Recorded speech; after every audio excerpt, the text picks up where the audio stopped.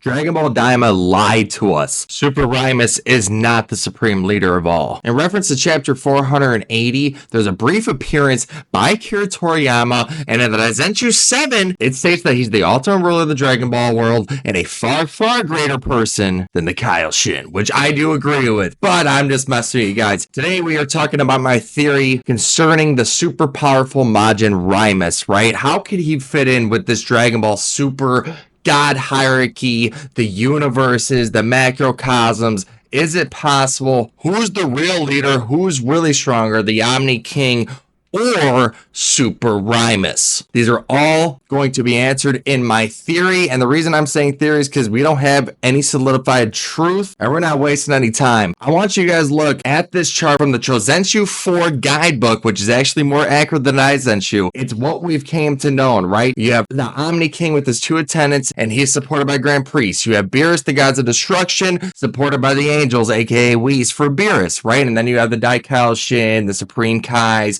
and everyone below them. Let's get into what Dragon Ball Daima episode 10 told us, and they said that Super Majin Raimus is the highest authority in the entire universe, right? Or multiverses, which seems to really be the consensus of the Dragon Ball fandom. And so with that being said, you're probably wondering, well, how is Zeno the supreme ruler of all? Well, sit back and relax, get ready to learn some shit, because I'm going to give you a pretty solid hypothesis of how to explain the pecking order. There seems to be links within the series. You have the Supreme Kais linked to Beerus. The angels are linked to the gods of destructions. If the gods of destructions die, those angels pretty much become standby. They just chill, do whatever, because they have nobody to attend. So let me ask you this. What if Super Majin Raimus is the supreme ruler over all of the Kais and Supreme Kais, right? Think about it. He appointed all of those Supreme Kais, and there was no mention in the Supreme Kais story in Dragon Ball Daima episode 10 of Zeno, angels, and gods of destruction, and Zeno is the actual ruler over the gods of destruction angels. Well, maybe, right? Is he the ruler or is he the enforcer? So in this theory, Raimus is above Zeno,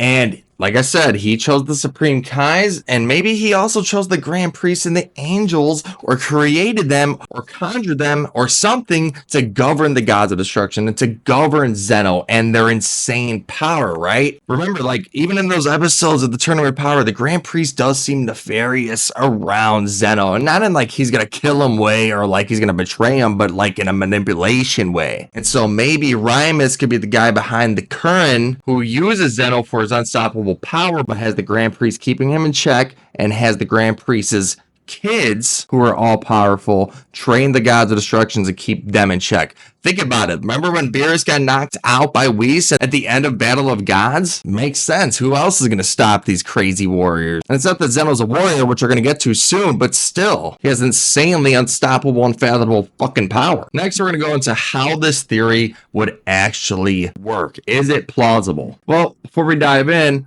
listen to this quote by Akira Toriyama, and this is in the Psycho Jump June 2014 magazine issue titled 12 Boo's Mysteries. And Toriyama goes on to say that the Kaioshin, who create planets, and the gods of destruction, who destroy them, have never got along that well. But once every 1,000 years, they go to each other's realms and they hold a coordination meeting, right? To just make sure everything's checked and balanced. And so to extrapolate, Toriyama's really stating that there's just 2 factions, right? You have the group that destroys things, you have the group that creates things. You get it. Creates worlds, destroys worlds. You get the picture. To add more about the difference between the Kaioshin and the gods of destruction, the Daizenshuu website states the Kaioshin hold the power of creation and gods of destruction hold the power to destroy. Kaioshin are powerful in their own right to the mortals, but compared to the gods of destructions, it's unparalleled. Their strength just can barely be challenged, as we know. And so obviously they don't like them for reasons. They don't want them woke, and obviously they don't want to let Goku know either, because they don't want him to be like, oh, I want to fight a strong guy. But like the reality is they don't want the gods of destructions involved with their universes. Why? Why would they? Even think about it, even off screen, we're never seen any lore dumps like this. I'd like to bring everybody's attention now to the map that's on screen, and this is created by Akira Toriyama. Outside of the big globe, that's the Kaioshin realm, on the ring around the globe. And now the globe, you can see the mortal universe, heaven, Snake Way, and then Makai down here, which translates to Demon Realm, literally. And now, based on episode 10 of DAMIA, it seems that these known universes, all of these globes for the 12 universes, or 18 originally, were created by the super powerful Rhymus. And as Supreme Kai is explaining this, he continues to say that it was Rhymus that selected the Kaioshin, the gods of creation, and their job was to monitor and to create if need be, but for the most part, they are to stay out of affairs. It's not like the gods of destruction. Even Daizenshuu 7 states that the Kaioshin will interfere in the affairs of both the living world and afterlife if an event is deemed capable of deciding the fate of the entire Dragon World. I'm going to call it the Dragoncosm. Case in point, when Supreme Kai went to Goku and his friends and needed help against Majin Buu and Babidi and Deborah. Sidebar, if you want a video about the Supreme Kais and their roles and what they do exactly, let me know and I'll make a video more detailed. So moving on, Rhymus creates all the universes, right? That's what the episode tells us. 18 from what we know technically, and it's presumed Zeno destroyed the other 6 later on. Rhymus also picks the Kais, the Kaioshin, who relatively have the same job as him, right? They create, he creates. And so you might be asking, well, why haven't we seen or heard from him? Well, I mean, this kind of makes sense because he is the most supreme being of the gods of creation. Number one, that's how they are. We're supposed to really not have them interacting in the living world. And you have to think of everything in pairs, right? For each god of destruction, there's a Supreme Kai. For Zeno, maybe it's Rhymus as his connection. And then also, like each god, Zeno has an angel, aka the Grand Priest. And we can even take it a step further too. Think about this. We know Zeno has no fighting power, no fighting skills, but he has the ability to wipe everything from existence entirely. Anything that he deems that he wants gone.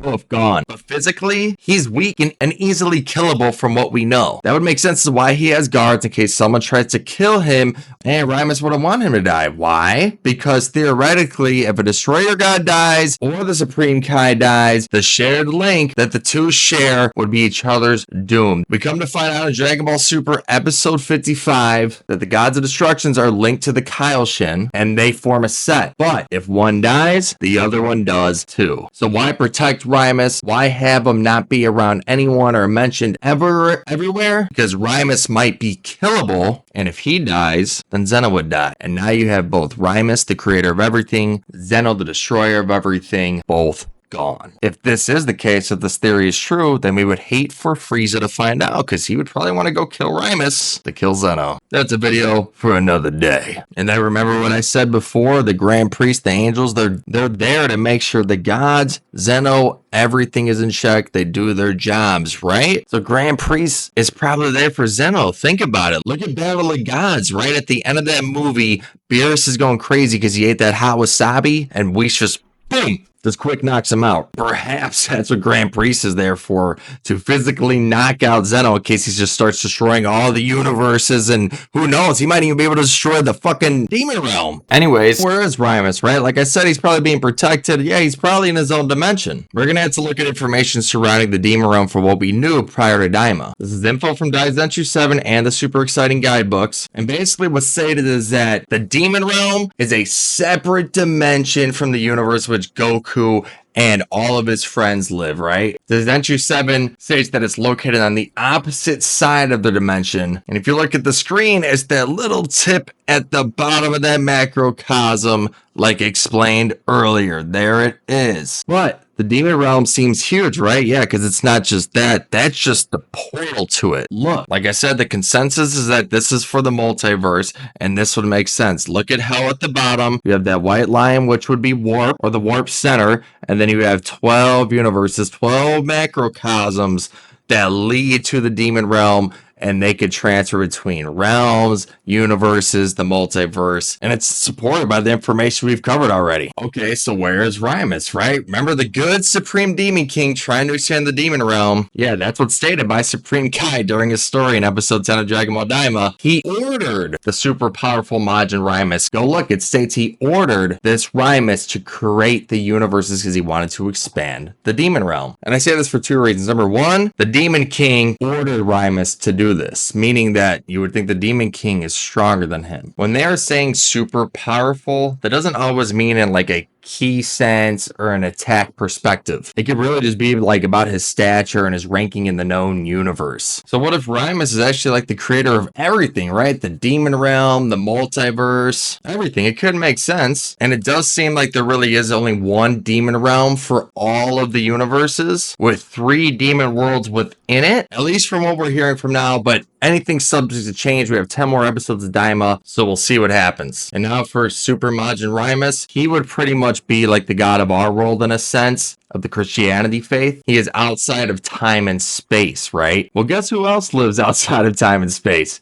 Zeno, the Omni King. In Dragon Ball Super, we see that Zeno and his palace are somewhere outside of the 12 universes because you could see like the floating rocks with the universes. And this all takes place above like this jellyfish type fucking thing. And you see all the worlds around it. And also from that picture before, if you guys are wondering why I have all the universes with that same macrocosm, well, in the Chosenchu 4, in the world section, Goku's universe is described as a huge sphere and presumably, and that's referring to the macrocosm. They're explaining that this universe is just one of 12. Universe 7 is one of 12. And so what does this imply, right? That each of the 12 universes are comprised of a similar or nearly identical macrocosm as described above. So that supports the image I made earlier. With everything that I've talked about thus far, I'm pretty sure it's obvious to tell that I'm theorizing, and I guess it's almost a prediction, that this Majin Super Raimus, he is the ultimate creator, the ultimate supreme Kai of everything in a certain perspective, right? He, just like the Supreme Kais and Kaioshin, does not have the ability to just erase universes and have unthinkable, unstoppable power like Zeno and the Gods of Destructions. Listen, in this theory, Rhymus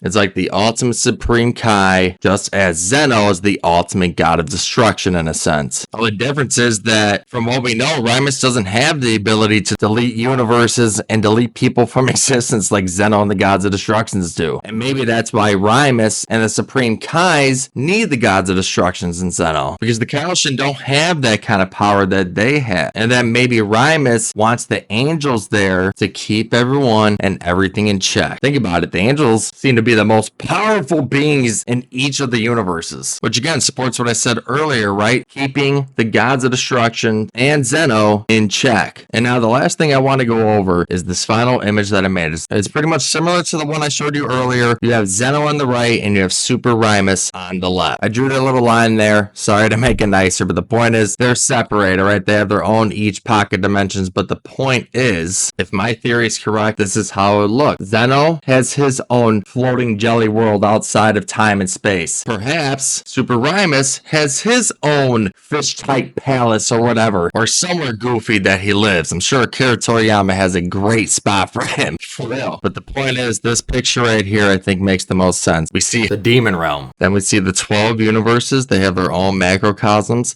That white bar right there, that is to symbolize warp, and that's in between the macrocosms and the demon realm, as you can see. To transport between demon realms and different universes, it seems, and who else knows what more. The end point is that we have the Grand Zeno, and I believe his equal is Super Raimus. Grand Zeno has more power, can destroy anything. Super Raimus can create anything. Super Raimus is regarded by the Supreme Kai as being the top tier ruler. Can't create anything. Who knows? Let me know what you guys think. Moving on, we have the gods and the angels, Supreme Kais, and just like they have a link, I believe that Grand Zeno and Super Raimus have a link. I theorize that if one of them dies, Grand Zeno or Super Raimus, the other one will die. Same as the Gods of Destruction and the Kaioshin, the Supreme Kais. The Grand Priests and the Angels are literally there to keep these gods, this Omni King and these Gods of Destruction in check. That's why they are so powerful. To wrap up, Super Raimus might be the supreme ruler of the universes, but that does not mean that he is stronger than Grand Zeno or has more destructive power than Grand Zeno. Let me know what you guys think of my theory. Super interested, seriously, to hear your guys' thoughts, whether you agree, disagree. I just want to know what you guys are thinking in regards to my theory, and do you guys have a different theory? Let me know. I do read all the comments. And stay tuned. Hit that subscribe button. I have tons of content coming out, guys, in the next few weeks, in the next few months. I've been working my ass off. So get ready. Let's try to hit 5K before the end of this year, if it's possible, which I'm a firm believer that anything is. So just like me, keep pushing, keep grinding, do your best, be the best. No matter how hard it gets, no matter how tough life is, and you get being down, never give up.